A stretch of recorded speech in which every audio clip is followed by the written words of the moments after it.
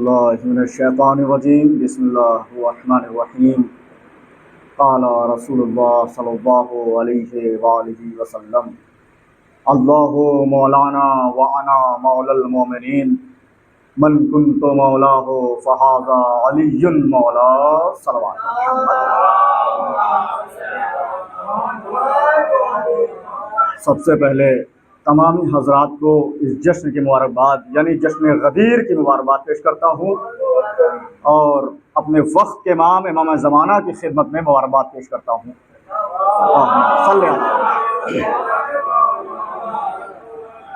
اور شکر گزار ہوں دا اسٹرانگ روپ کی طرف سے آئے ہوئے خصوصی مہمان کا، کیونکہ یہاں پہ آنا اور اتنا بڑا پروگرام رکھنا اور لوگوں کو دلچسپی دلوانا، کیونکہ سوال جواب اور یہ محفل کا انتظام کوئی چھوٹی موٹی چیز نہیں ہوتی، اکٹھا کر لینا مولا کے نام پر یہ بہت بڑی چیز ہوتی ہے۔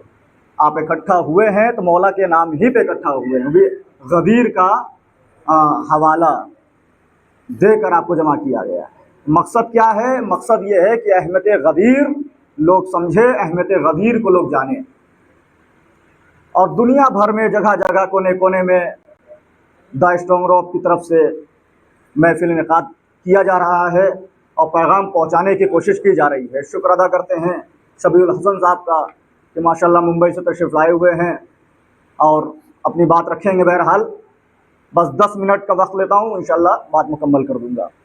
رسول عربی کا اعلان کہ اللہ ہو مولانا، کہ اللہ ہمارا مولا ہے، وانا مولا المومنین، اور میں مومنین کا مولا ہوں، من کنت مولا ہو فہذا علی مولا، اور جس کا میں مولا ہوں اس کے علی مولا ہے۔ اب یہاں مولا کے معنی اگر دوست لے لیا جائے تو پھر اللہ کے لیے بھی وہی لفظ استعمال ہوگا، رسول اللہ کے لیے بھی وہی لفظ استعمال ہوگا، اور علی کے لیے بھی وہی لفظ استعمال ہوگا۔ اب انسان کے ظرف کے اوپر ہے کہ وہ اللہ کو دوست مانتا ہے کہ مولا مانتا ہے، انسان کے ظرف کے اوپر ہے کہ وہ اپنے سوچ کو بلند کرے کہ اللہ کو کس درجے پر ماننے کا حکم صادر فرماتا ہے۔ آپ دیکھیں کہ حکم جو رسول عربی نے آپ تک پہنچایا، یہ پیغام جو رسول عربی نے پہنچایا، کیا اپنے طرف سے پہنچایا؟ کہ نہیں، معاذ اللہ اپنے طرف سے بالکل نہیں۔ کیوں؟ وما ينطق عن الهوى ان هو الا وحی یوحى، کہ درجے پر بیٹھے ہوئے رسول جب بھی کچھ کہیں گے بغیر وحی الہی کے کوئی کلام نہیں کر سکتے۔ کہا وحی الہی کیا تھا؟ کہا وحی الہی آخری حج کر کے رسول عربی واپس آ رہے تھے، نماز پہنچا دیا، روزہ پہنچا دیا، حج پہنچا دیا، بھائی کر کے آ رہے ہیں، زکوٰۃ پہنچا دیا، دین کی خدمت کر دی، اور جو بھی حکم اللہ کے جانب سے تھا سب کچھ رسول اللہ نے بطور خوبی پہنچایا، اذیت جھیل کر پہنچایا۔ ایک پیغام رہ گیا تھا جو رسول اللہ نے نہیں پہنچایا تھا۔ اب ایک پیغام اتنا بڑا پیغام تھا کہ اللہ نے قرآن میں آیت نازل کر دی، جبریل امین آیت لے کر نازل ہوئے، یا ایھا الرسول بلغ ما انزل الیک من ربک وان لم تفعل فما بلغت رسالتہ واللہ یعصمک من الناس۔ اے رسول آپ پہنچا دیجئے جو آپ کے رب نے آپ کو بتایا ہے، آپ تک پہنچایا ہے۔ اگر یہ نہ کیا فما بلغت رسالتہ، تو گویا آپ نے کوئی کار رسالت کو انجام نہیں دیا، یعنی جو نماز پڑھائی، روزہ پہنچایا، حج پہنچایا، زکوٰۃ پہنچائی، گویا آپ نے کوئی کار رسالت انجام نہیں دیا۔ آپ سوچیں ولایت علی کتنی بڑی چیز کا نام ہے، یعنی تمام اعمال ایک طرف، ولایت علی ایک طرف۔ جس طریقے سے نماز قبول، سارے اعمال قبول، اسی طریقے سے اگر ولایت علی قبول، سارے اعمال قبول۔ یا اللہ، بھائی وہ حدیث کی روشنی میں تھا نا کہ نماز قبول تو سارے اعمال قبول، لیکن یہ آیت کی روشنی میں دے رہا ہوں کہ اگر ولایت علی قبول تو سارے اعمال آپ کے قبول ہو جائیں گے، لیکن ولایت علی اگر نہیں ہے، ولایت علی اگر دل میں نہیں ہے تو جتنے اعمال کر لیجئے وہ اعمال قابل قبول نہیں ہوں گے۔ کیوں نہیں ہوں گے؟ کہا جسم تو ہے لیکن روح نہیں ہے، اور جہاں روح موجود نہ ہو وہاں جسم کی اہمیت نہیں ہوتی بلکہ دفنانے کا حکم دیا جاتا ہے۔ لہذا روح ہے، عمل کا نام अली इब्न अबी तालिब की ज़ात गिरामी है। और आप देखें, अल्लाहुम्मा सल्ली अला मुहम्मद वाले, विलायत अली कितनी बड़ी चीज का नाम है। आप देखें, तसव्वुर करें, ईद उल फित्र भी है, ईद उल अजहा भी है और ईद गदीर भी है। तीनों ईद में फर्क क्या है, बस ये पैगाम दे दूं, उसके बाद इंशाल्लाह शबीउल हसन साहब आपके रूबरू होंगे। ईद उल फित्र भी है, ये भी ईद, ईद उल अजहा ये भी ईद, और ईद गदीर ये भी ईद। लेकिन ईद अकबर क्यों कहा रसूलुल्लाह ने कि ईद गदीर ईद अकबर, ईद गदीर सबसे बड़ी ईद है। वजह क्या है? कहा वजह यह है कि ईद उल फित्र वो है कि जिसमें अल्लाह हमसे कुछ मांग रहा है। भाई रोजे दो, 1 महीना रोजा रखा, अब नमाज के जरिए तुम नमाज भी दो और रोजे भी दो, यानी अल्लाह हमसे कुछ मांग रहा है। कहा बकरीद आई, अल्लाह ने बकरा मांग लिया। भाई कुर्बानी दो, यानी बकरा अल्लाह ने मांगा। यानी ईद उल फित्र, इसमें भी अल्लाह नमाज मांग रहा है, और ईद उल अजहा इसमें अल्लाह बकरा मांग रहा है कि कुर्बानी अता करो, कुर्बानी दो। लेकिन ईद गदीर वो है कि जिसमें अल्लाह कुछ देना चाहता है। वहां अल्लाह ने आपसे कोई मुतालबा नहीं किया कि आप कुछ दो, नहीं, अल्लाह आपको दे रहा है रसूलुल्लाह के जरिए। क्या रसूल इन तक पहुंचा दीजिए विलायत अली को। अब रसूलुल्लाह के लिए क्या करें भाई, मैसेंजर हैं, जो कहा जाएगा वही करना है। हमें जो कहा जाता है वो हम करते, शरीयत में जो हमें कहा हम पैगाम आप तक पहुंचा रहे हैं। तो रसूलुल्लाह पर जो अल्लाह ने वही नाजिल की, रसूलुल्लाह ने वही किया। फौरन अली को बुलाया, बुलाने के बाद मुसलमानों को कहा कि भाई मिंबर बनाया जाए।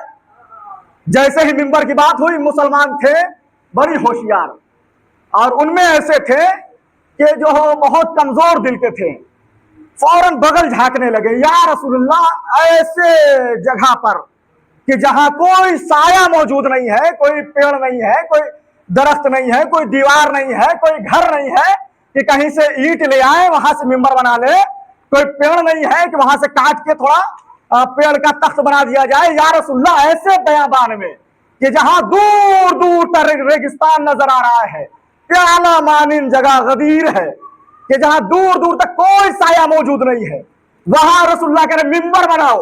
सहाबियों ने कहा या रसूलुल्लाह मिंबर कैसे बनाऊं? मैं कहूंगा अल्लाह के रसूल, आप तो खूब जानते हैं ना कि ऐसी जगह कि जहां साया मौजूद ना हो वहां मिंबर मौजूद कैसे हो सकता है। भाई सहाबियों को जलील क्यों कर रहे हैं?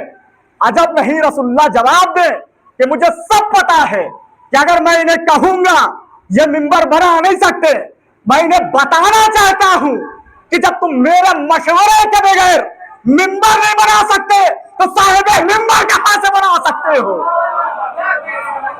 मेरे मशवरे के बगैर जब तुम मिंबर नहीं बना सकते। अल्लाह या रसूल अल्लाह,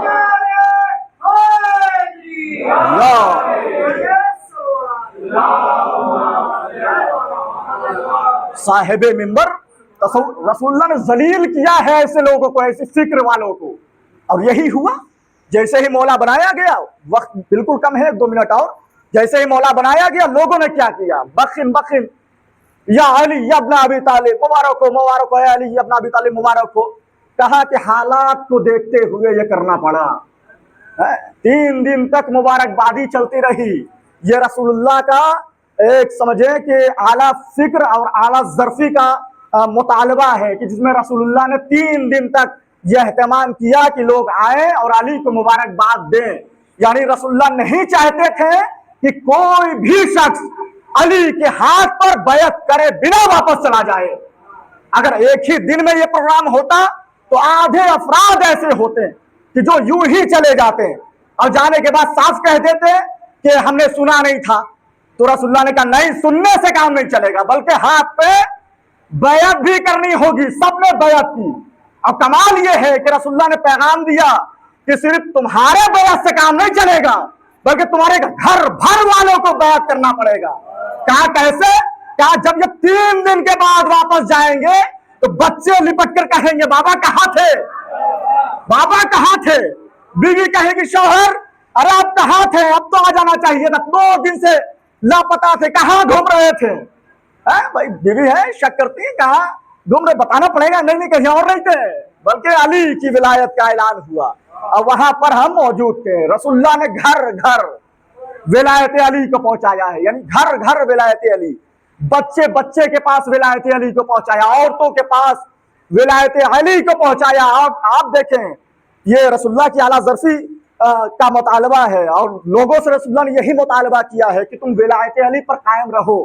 तुम्हारा कायम रहना इस बात की अलामत है, इस बात की अलामत है कि रसूलुल्लाह ने उस हदीस को जो कहा, या अली हुब ला युहिब्बुका ताहिरुल विलादा वला युबग़िज़ुका खबीसुल विलादा, या अली तुझसे मोहब्बत वही करेगा जिसकी विलादत में तहारत होगी, और तुझसे बुग़्ज़ वही रखेगा जिसकी विलादत में खबासत होगी।